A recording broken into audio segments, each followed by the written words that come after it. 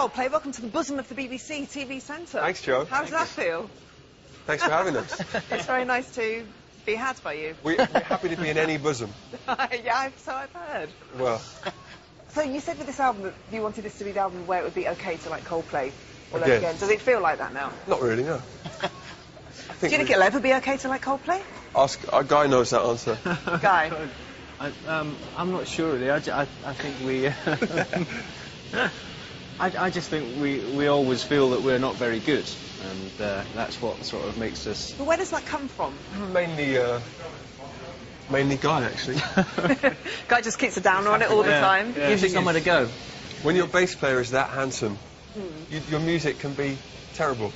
You know, one of the first tours of America we ever did, these two gay guys came up to us at the end, said, the show was okay, but you got to have more light on you. And they spoke just like that. Will, you were just saying that it kind of gives you something to aspire to then. If you kind of think small and just think, well, we are still that little indie band, then... Yeah, well, it's hard. It's quite a fine line to tread because there's, you know, you don't want to seem arrogant, but also you don't want to seem overly humble and kind of self-deprecating. So it's always a fine line with us. I think we're in our, you know, behind closed doors, I think we feel quite confident about everything, but then we're always very surprised when other people agree with us. So if you kind of, if you start out like a new band every time, you can only, you can only hope to get bigger and bigger. We don't feel like we could start from where we left off, you know. We feel like there's a lot of ground to gain, you know, to catch up on. Do you think there's a danger that you ever have been too self-deprecating, Chris? I think we're the most humble band in the world. With the potential to be the most brilliant band in the world. Yeah. I think we're always more self-deprecating before concerts. So if you interviewed us afterwards, in case it goes absolutely terribly wrong, which it might do, and this interview will then become legendary, or not that, maybe not legendary. Forgotten. Yes, forgotten. So basically you just lower people's expectations and then you just blow them away, hopefully.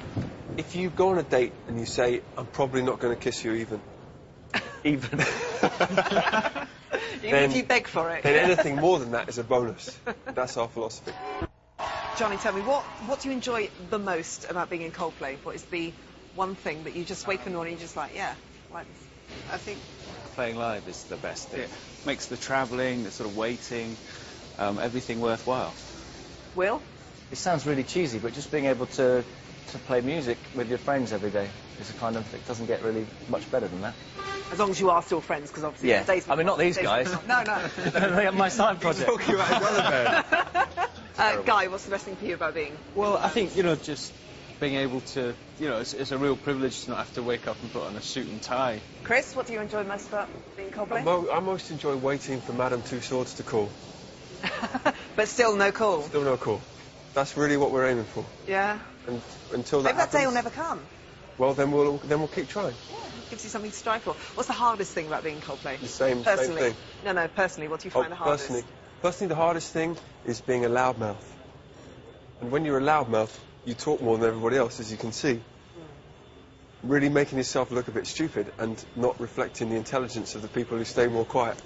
That's what I find the hardest. Should we talk about the clothing as well, the style that you've gone for, how this particular one came about? You started unbuttoning your shirt then, I got quite excited.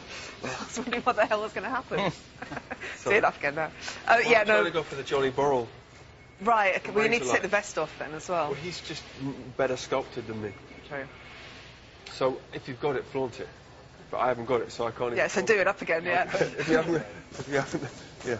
But did the idea for this look come from you lot, or was there like, okay, someone came to you and said, all right, you can look like this, you can look like... No, it came from Guy, actually. Yeah. Did it? Okay. You know, we built our own studio and we tried to do everything in there, so, you know, all the artwork and, you know, the recordings and stuff, and we just thought, well, we should really make our own clothes in there as well. So did you actually customise? Because all the interviews I've read that you customised the clothes yourselves.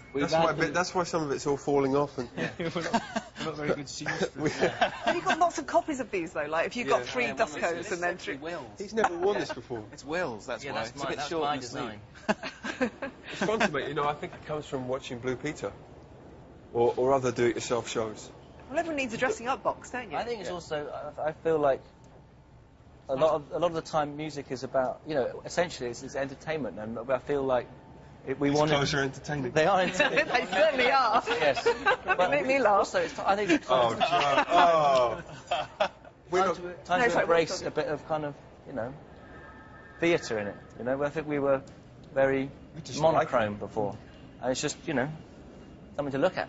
Yeah. No, Why it's not? good. It's good to Yeah, have. Thank you very much. Put that lovely eye makeup on. We don't get to do that, you see. You could do that. There's we nothing could to do that. stop you. Maybe you should. There's about 8 managers trying to stop us.